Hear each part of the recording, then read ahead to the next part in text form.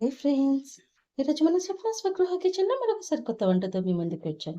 అదే గోంగూర, తోటకూర కాంబినేషన్‌లో కర్రీ చేయబోతున్నానండి. చాలా టేస్టీగా ఉండి హెల్తీ అయినటువంటి ఆకుకూరలతోటి కాంబినేషన్‌లో కర్రీ చేయబోతున్నాను. చాలా సింపుల్‌గా చేసుకునే కర్రీ అండి.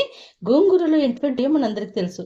ఐరన్, కాల్షియం, ఏ విటమిన్ వంటి విటమిన్‌లెన్నో ఉంటాయి. సో, అటువంటి గోంగూరను ఊరికే పచ్చడా, పప్పుతో కాకుండా ఇలా తోటకూరతో కాంబినేషన్‌లో చాలా బావుంటుందనేసి ఇలా ఒకసారి చేసి చూడండి. నేను గాదు, మీరు మళ్ళీ ఇట్లానే కావాలని చేసుకుంటారు. నేను చెప్పడం గాదు గానీ, చూడండి నేను దానికోసం ఒక కట్ట తోటకూర తీసుకున్నాను. తోటకూరలో ఏ విటమిన్ ఉంటుంది, కళ్ళకి మంచిది, ఆరోగ్యానికి ఎంతో మంచిది, డైజెషన్‌కి మంచిది. ఇది గోంగూర, తోటకూర 2 గూడా విడివిడిగా చూసుకుంటే చాలా చాలా ఆరోగ్యపరమైనటువంటి లాభాలున్నాయి. అటువంటిది గోంగూరను, తోటకూరను కాంబినేషన్‌లో చేస్తే ఎంత హెల్తీ అటువంటి కూరనో మీరు చూడండి ఒకసారి. దానికోసం ఎవరైతే నా వీడియోని మొదటిసారి చూస్తున్నారో నా వీడియోకు లైక్, షేర్ అండ్ సబ్స్క్రైబ్ చేసి చూడండి. ఒక కట్ట గోంగూర తీసుకున్నాను. చూడండి ఇలా సన్నగా తరిగి పెట్టుకున్నాను.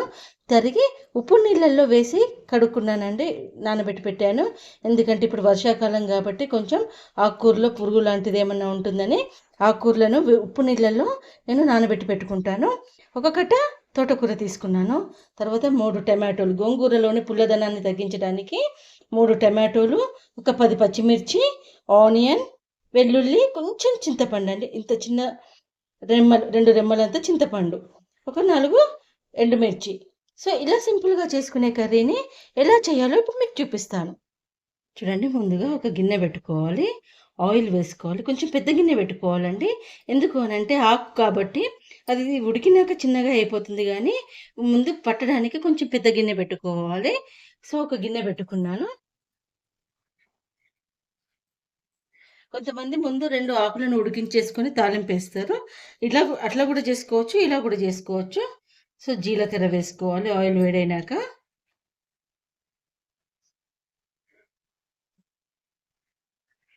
తర్వాత ఎండుమిర్చి వేసుకోవాలి.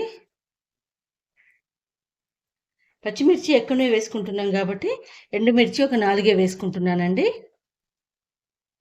ఎండుమిర్చి వేగినాక వెల్లుల్లిపాయలు 10 రెబ్బలు తీసుకుంటున్నాను. ఒక గడ్డ మొత్తం తీసుకోండి, బావుంటుంది.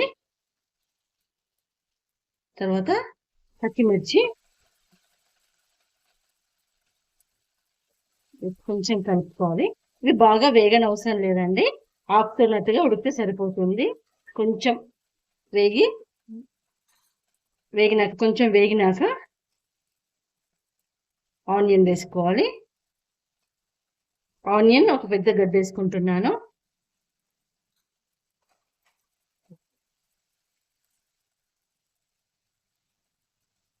కొంచెం పసుపు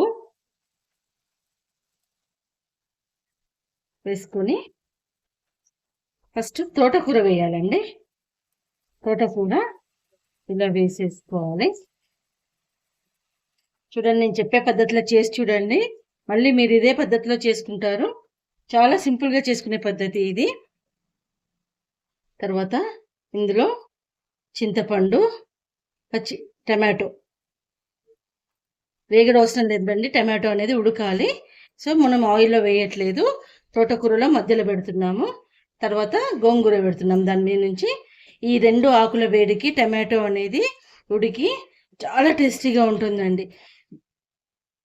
ఎటువంటి విటమిన్స్ కూడా లాస్ కాకుండా మనకు చాలా టేస్టీగా ఉంటుంది. సింపుల్‌గా చేసుకునే కూర అండి ఇది. మీరు ఎంతమంది ట్రై చేశారండి ఈ 2 కాంబినేషన్‌లో కర్రీ? నాకు కామెంట్ బాక్స్‌లో కామెంట్ పెట్టండి. ఎంతమందికి తెలుసు ఇట్లా కాంబినేషన్, గోంగూర, తోటకూర కాంబినేషన్? తర్వాత కొంచెం ఉప్పు వేసుకోవాలి మీద నుంచి. తర్వాత మూత పెట్టుకొని నార్మల్ ఫ్లేమ్‌లోనే ఉడికించుకోవాలండి. ఒక 15 నిమిషాలు ఉడికించుకోవాలి. ఇందులో నుంచి రెండిట్లో నుంచి వాటర్ ఎలా వచ్చాయో మధ్య మధ్యలో ఇలా కలుపుతూ ఉడికించుకోవాలి. ఈ వాటర్ అన్నీ ఎగిరిపోయేదాకా వీటిని దగ్గరికి ఉడికించుకోవాలి. ఇట్లా కలపకపోతే ఏంటి అంటే మీది గోంగూర మీదనే ఉంటుంది, కింది తోటకూర దగ్గరికి వచ్చేస్తుంది. సో, అట్లా కాకుండా మధ్య మధ్యలో కూరను కలుపుతూ ఉడికించుకోవాలి. ఈ వాటర్ అన్నీ మళ్ళీ ఇంకిపోవాలి, అప్పుడే ఉడికినట్టు. చూడండి, నా కూర అంతా దగ్గరకు వచ్చేసింది.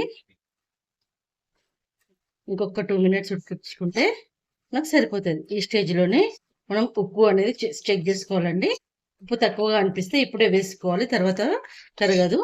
సో ఇప్పుడు నేనేం చేస్తానంటే, ఇటువంటి పప్పు గుత్తి ఉంటుంది కదా, స్టవ్ మీద ఉన్నప్పుడే కొంచెం ఇలా మెదిపితే, పచ్చిమిర్చి అనేవి మనం పెద్దగా వేస్తాం కదా, ఈ వేడికి ఇట్లా కొంచెం మెదిపితే ప్రెస్ ఇస్తే తోటకూరకు మొత్తం ఈక్వల్గా కరిగిపోతేగా నుజ్జు నుజ్జు అయిపోతాయి అన్నట్టు. మనం తినేటప్పుడు కూడా మనకి ఎక్కడ కూడా ఈ ఆకులు పెద్దగా అనిపించడము ఇవి ఉండవు. ఇప్పుడే రుద్దుకోవాలి. చూడండి, ఇట్లా కొంచెం ప్రెస్ ఇస్తూ ఇలా అనుకుంటే ఆకు అనేది కొంచెం స్మూత్గా తయారైపోతుంది, ఏర్పడకుండా పేస్ట్ లాగా తయారైపోతుంది. కానీ ఒక్కసారి మాత్రం ఇది కంపల్సరీ ట్రై చేయండి, చాలా టేస్టీగా ఉంది. గోంగూర పుల్లగా, టేస్టీగా, తోటకూర ఫ్లేవర్గా చాలా బాగుంది, డిఫరెంట్ టేస్టీగా వచ్చింది. మీరు మాత్రం ఒకసారి కంపల్సరీ ట్రై చేయండి. ఇంత టేస్టీగా ఉంది అంటే కొంచెం కూరతోటి మొత్తం అన్నం తినేసే అంత టేస్టీగా ఉంది. చూడండి, ఇలా బంద్ చేసుకొని కొంచెం ఇట్లా ఇట్లా ఉంటుంది, మరి బాగా దగ్గరికి రానిచ్చుకోవద్దు, కొంచెం ఇట్లా గ్రేవీ టైప్ అనిపిస్తుంది. చూడండి, గోంగూర తోటకూర కర్రీ. మీరు కూడా మీ ఇంట్లో చేసుకొని ఫుడ్ ఎంజాయ్ చేయండి.